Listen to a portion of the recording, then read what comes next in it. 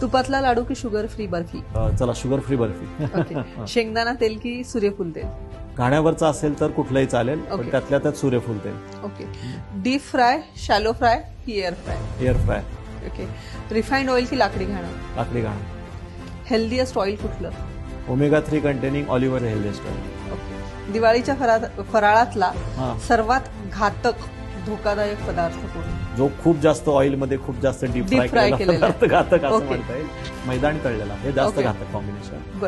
याच्यावरती त्यातल्या त्यात बेसन पासून बनवलेला असेल किंवा त्याच्यापासून मग थोडाफार चकली येऊ शकते किंवा बेसनचा लाडू वगैरे शुगर फ्री वापरून केला तर येऊ शकते.